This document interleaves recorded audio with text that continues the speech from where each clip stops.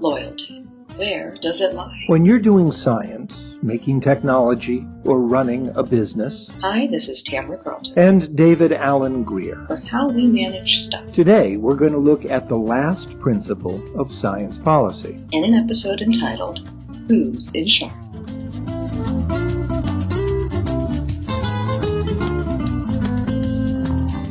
Is everyone here? Well, are you actually here? I'm phoning in today.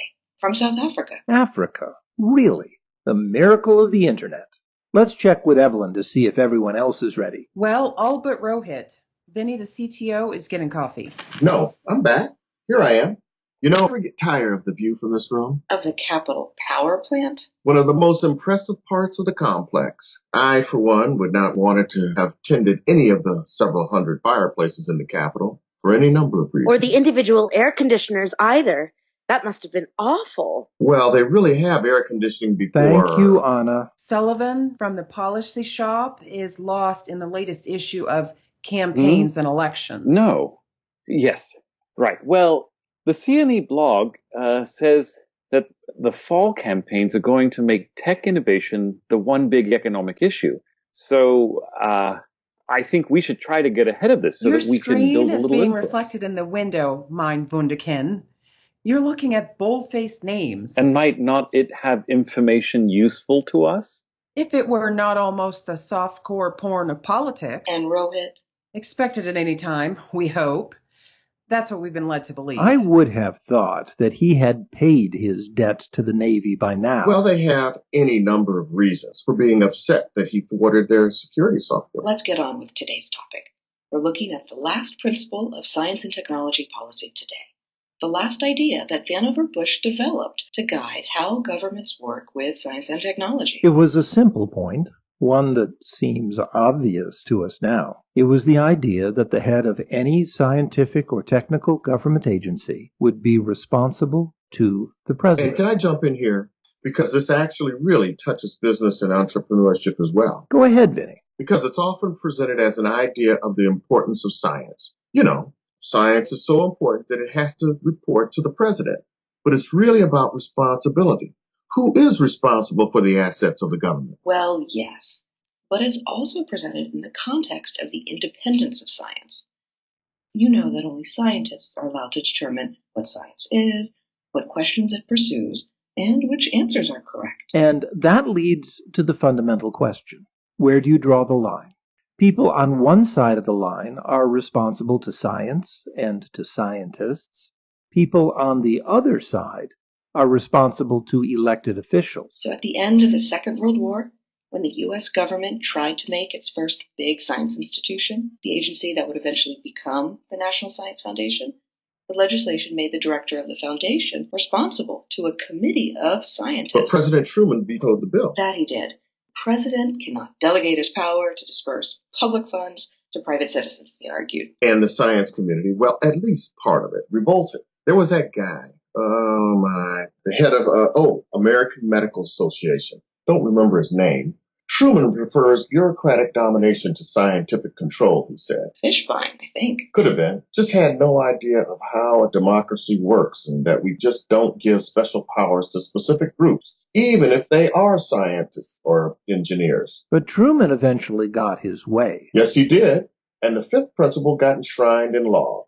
President and hence the people have the final say. Yeah, and we've seen how hard it is to implement this principle. Our guest from a few episodes ago talked about the steps that the National Science Foundation takes to put control of the scientific decisions in the hands of scientists while keeping the financial decisions under the control of the administration. That's right. But this principle was tested very seriously in the early 1950s. I know the answer to this. I do. Anna, it's not really a quiz. This happened when the government fired Gomez Addams. Gomez Addams? The father of the Addams Family. Wrong. It was the father of the father in the Addams Family. It was the father of Gomez Addams. Perchance it was the father of the actor John Aston, who played Gomez Addams in the television version of the Addams Family that originally ran from 1964 to 1996. Well, yes, that's right. Patty Duke's father-in-law. Oh, my. Rohit? So our IT staff finally returns. Rohit is out of the big house and back in town. All right, boys, hit that play button. You know, the triangular one? It's green? Yeah, that one. If you ever hear the guards say you're under arrest, stand up tall, stick out your chest, because you might be sending stuff in false email, or moving your assets with a legal entail. You might even have molested a minke whale, but you won't be smiling in the district jail. Oh, Rohit. Please tell me that is from a Sharpie pen and isn't a prison tattoo on your face. No, please, okay? And we're going to have to do something with your hair. No, Oh, please. no, you got some of the ink in your ear. We are going to go to the office shower and get you all please, cleaned please, up. okay? We are. I'm okay. I'm Won't good. that make you feel better? I'm I got your suit dry totally cleaned while you fine. were gone. I'm You fine. will look so I'm good in I it. don't So need it. good. I'm fine. You will feel like yourself when this is over. You will. Trust me. Fine. Well, that kind of took your breath away. I would say so. Alan V. Aston, physicist, served as head of the National Bureau of Standards from 1951 to 1969. Bureau of Standards? It's now called National Institute of Standards and Technology. In the 20th century, it often served as the government's general physics laboratory, like Washington's Naval Yard used to develop technology for the Navy. And Aston was summarily fired when the Eisenhower administration took power in 1953. Well, they had some claim that he was interfering with free and innovative markets, as Sully would say, but they seemed to be trying to clear out Democratic appointments. The Republicans hadn't been in power for 20 years. And the scientific community goes nuts. The important issue here, editorialized Science magazine, is the fact that the scientist in his findings has been challenged, that a gross injustice has been done, and that scientific work in government has been put in jeopardy. And that was followed by protests from major scientists across the country. The head of DuPont, the head of GM, the head of Bell Labs. I had no idea. What did they do? Oh, the Eisenhower people weren't dumb. They got religion fast. They set up a review committee under the authority of the National Academy of Sciences. Isn't that a government office? No, it's private. No, it's private. They reviewed the evidence, recommended reinstating Aston, and then reviewed the Bureau of Standards to see what could be done to restructure the Bureau to separate scientific work from policy work from commercial work. It's mine. Hello? The Eisenhower administration Yes, took but recommendations and restructured the Bureau. Yes, I know who she is, but I'm not. And they reinstated Aston. Who served another 16 years as a successful Where are director. you? Reagan They National did Airport? live to see his son have the lead role in a silly TV sitcom. Not everything in life works out the way you might want. We're just grateful. Where's your car? I left it in California. I've just been using Uber. Call one. Why? Where are we going? Reagan Airport. It's Maddie. Sure. That was a sudden end to the discussion of the fifth principle of science and technology policy. I don't think it's over yet. What happened? I gather that something has happened with Maddie, the student at the Lillian Muller Gilbreth Preschool, next to her California office, who's decided that she would be a business leader like Evelyn. Is everything okay? Don't know. They seem to be going to Reagan National Airport. Should we complete the discussion of the principles of science and technology policy? Probably, though there's not a lot to discuss. It's odd that the staff remember the last principle in terms of the Addams Family television show. You should be grateful that they remember it at all. Yeah, you're probably right. As a regular practitioner of public hypocrisy, could I make a brief critical note on the story about the father of Mr. Addams? The father of the actor who played Addams on the TV show? Sure. You said that the principle of science policy was that the leaders of institutions were responsible to the president, not to the scientific community. Yes. But in your story, the president or some agent of the president tried to fire, what was his real name of the Addams father? Alan V. Aston, head of the Bureau of Standards. Tried to fire Aston. And yet the scientific community rebelled and kept him in office. That's right. Your principle is not much of a principle if it can bend in the wind like that. Or am I just too deeply involved in politics to see the greater truth? It's a principle. Right. But shouldn't principles be above laws? Yes. Then what am I missing? Senior technical leadership is the battle line. Technical leaders sit at the point where two very different cultures collide. Our principle states that in government, The goals of the people are more important than the goals of scientists. And in business, the goals of investors are more important than the goals of scientists. But it would seem that the scientists don't always agree to that principle. Remember, scientists have worked hard to get authority over their work and activities. But wasn't scientific control over research one of the earlier principles? Number 3. The real lesson here is that the public is not excluded from the debate on how governments use science and technology merely because they're not professional scientists or professional engineers. But if it makes you feel better, we can point to situations in which scientists were unable to get governments to accept their goals. Sure. The superconducting super collider. The physicists wanted it, and the government refused to. Right. That atom smacker that was going to be in Texas. Smacker. That's nice. The 5th principle really describes the point of conflict in the process which governments or business use to manage science and technology. In government, the heads of scientific agencies are sitting on that fault line, on the line of conflict between the interests of the scientific community and the interests of the citizenry. And in business, your chief technology officers are sitting on a similar line between your technical staff and your investory. Investory? You like Smacker, and I just wanted to see if you were listening.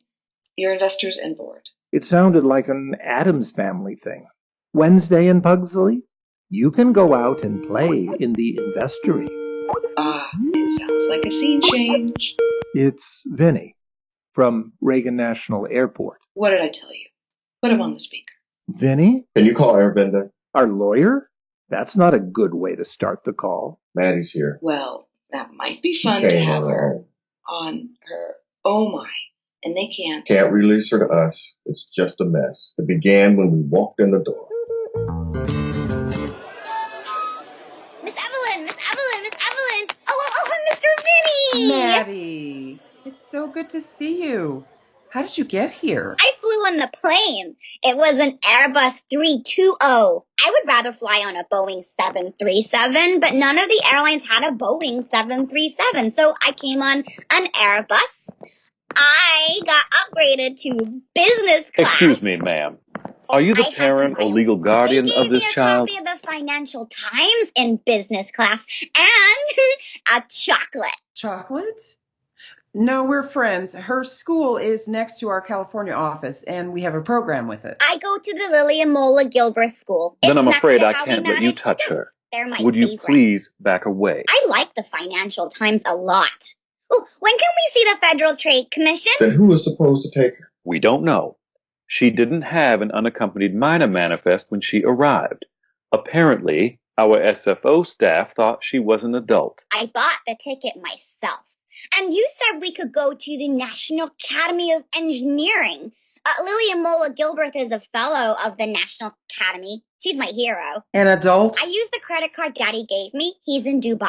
I heard Rohit got to go to the Smithsonian and see Google server number 1. I want to go to the Smithsonian. When can we go? Can we go now? Apparently, our SFO staff thought that she was just short. They thought she was a short adult. Apparently. She's wearing sneakers with flashing LED lights in them. How is that an adult? I have a red light in my left sneaker and a green one in my right one, just like an airplane. Apparently, the staff was mistaken. I'm a jetliner.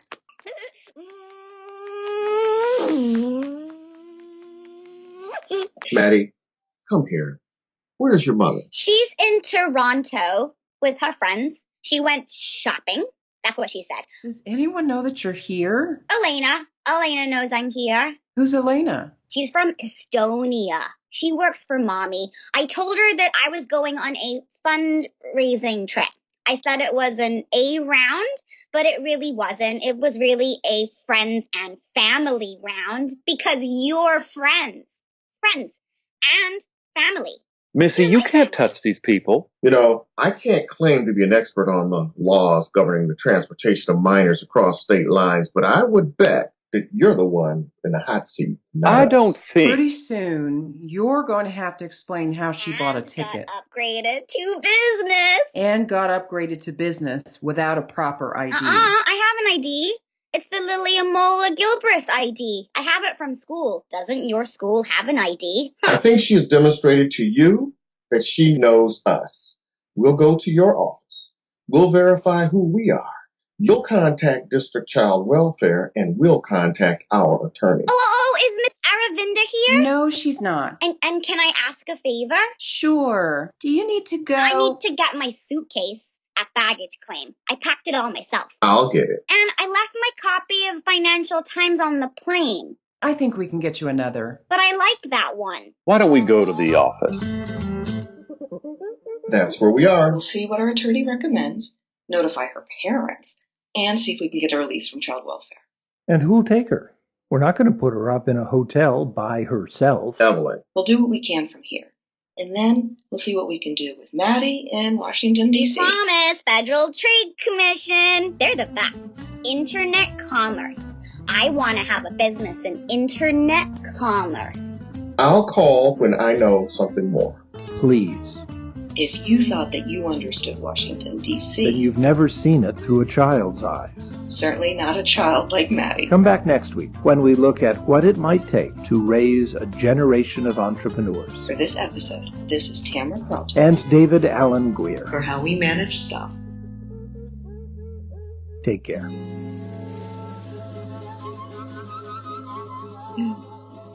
Yay! I'm in Washington, D.C., and I got upgraded to business class.